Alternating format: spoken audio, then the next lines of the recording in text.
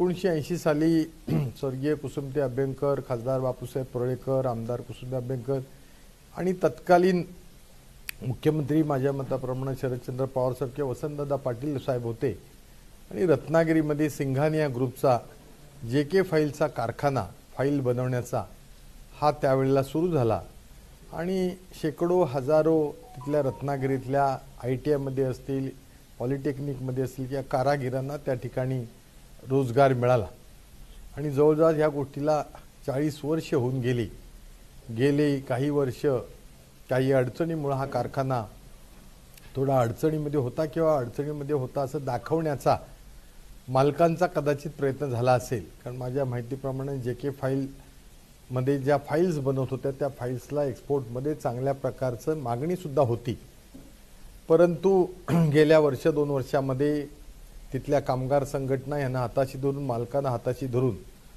तो JK फाईलचा कारखाना बंद करण्याचा जाणीवपूर्वक एक कट कारस्थान तयार झालं। त्याला कारण होतं त्या JK फाईल जी उभी आहे महाराष्ट्र राज्य औद्योगिक विकास मंडळाची जवळजवळ सुमारे 16.5 एकर जमीन आहे। त्याच्यामध्ये A1 आणि A2 अशा प्रकारचे 2 भूखंड होते। एक 12 एकरचा A1चा भूखंड होता आणि दुसरा 4.5 एकरचा काहीतरी A2चा भूखंड होता असं मला समजतं। मी काही माहिती आता या संदर्भात मागवली आहे, काही दिवसात ती मला अधिकृतरित्या प्राप्त होईल।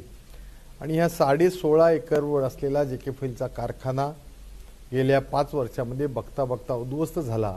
तिथले कामगार देशोधडीला गेले आणि आज रत्नागिरीची लाईफलाईन असलेला कारखाना आज बंद पडल्यामुळे रत्नागिरीची आर्थिक प्रगती थांबली। माझ्या माहितीप्रमाणे ह्या ठिकाणी सिंघानिया ग्रुपनी MIDCच्या सहाय्याने ह्या ठिकाणी ही जमीन विकण्यात आलेली आहे असं मला समजतंय आणि लाख कोटी मोलाची जमीन ही कवडीच्या किमतीने त्या ठिकाणी व्यवहार झाला समजतं आणि जवळजवळ 160 कोटी रुपयाचा हा भूखंडाचा घोटाळा झाल्याचा माझा आरोप आहे आणि 30-40-45 कोटीच्या अल्पावधी किमतीमध्ये या ठिकाणी ह्या जमिनीचा व्यवहार झाला आणि त्यामुळे महाराष्ट्र राज्याच्या उद्योग विभागाचे जे उद्योग सचिव आहेत आणि त्याशिवाय नव्यानं जे उद्योग विभागाला सल्लागार नेमले गेलेले आहेत कौस्तुभ धवसे साहेब, यांच्याकडे आम्ही शिवसेना उद्धव बाळासाहेब ठाकरे पक्षाच्या वतीनं मागणी करणार आहोत की ह्या सगळ्या जमीन व्यवहाराची सखोल चौकशी झाली पाहिजे आणि जे कोण दोषी आहेत त्यांच्यावर योग्य ती कारवाई झाली पाहिजे। कारण याच्यामध्ये महामंडळाचं सुद्धा नुकसान झालंय आणि अशा प्रकारे कट कारस्थान करून एक स्कॅन्डल या जमिनीचं झालेलं आहे। खरं तर औद्योगिक विभागाकरता औद्योगिक कारणासाठी असलेली जमीन आहे। आमची यामध्ये मागणी अशी आहे की कोणत्याही परिस्थितीमध्ये ह्या जमिनीचं पर्पज जे आहे ते कमर्शियल किंवा रेसिडेन्शियल होता कामा नये। त्या ठिकाणी नव्यानं कोणताही चांगला उद्योग आला तरी चालेल।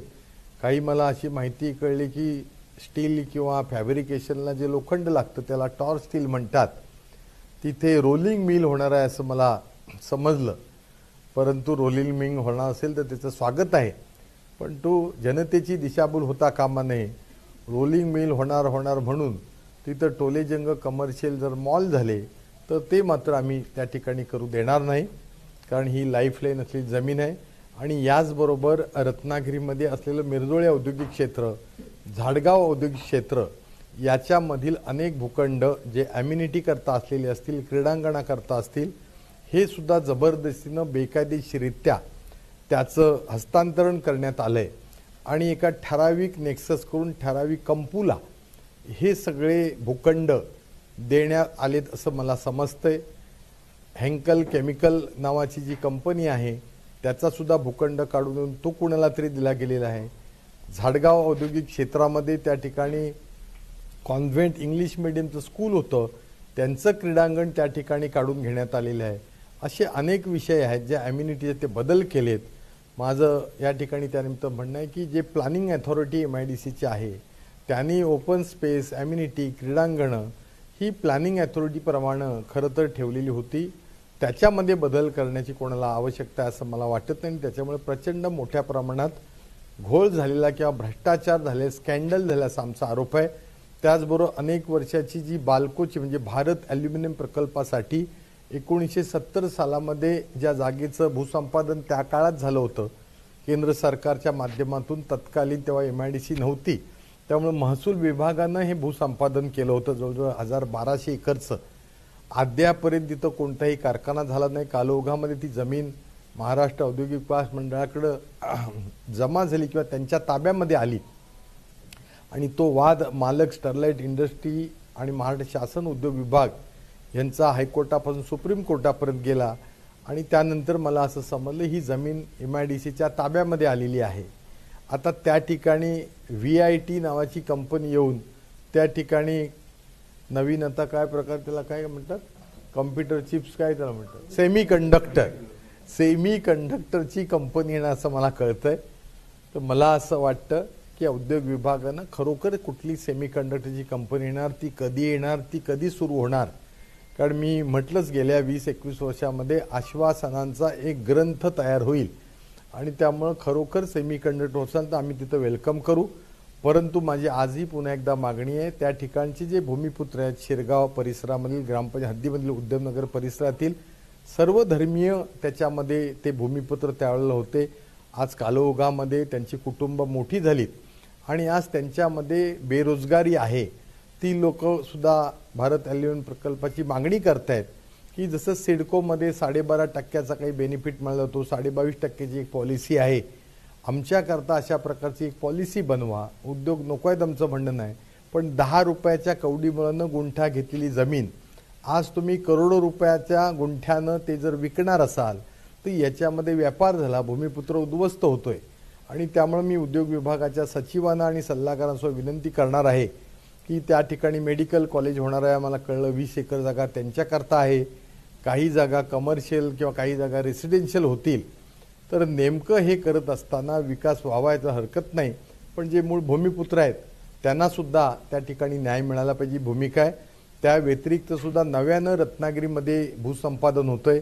खरं तर या ठिकाणी पंचतारांकित MIDC व्हावी म्हणून गेल्या 15-20 वर्षापूर्वी करबुडे परिसरामध्ये, निवळी परिसरामध्ये भूसंपादन झालं होतं. त्याच्यानंतर आंदोलन झालं आणि त्या ठिकाणी तो 7/12 कोरा करावा अशा प्रकारची मागणी होती. नेमकं काय झालं मला कळलं नाही की हा 7/12 कोरा करायला कोण लोक होती, राज्यकर्ते. आज त्या ठिकाणी जयगड परिसरामध्ये, वाटत परिसरामध्ये सुद्धा नव्यानं भूसंपादन होण्याची माहिती आहे आणि त्या रीळ परिसरामध्ये ज्या ठिकाणी MIDC भूसंपादन करते असं म्हणतात.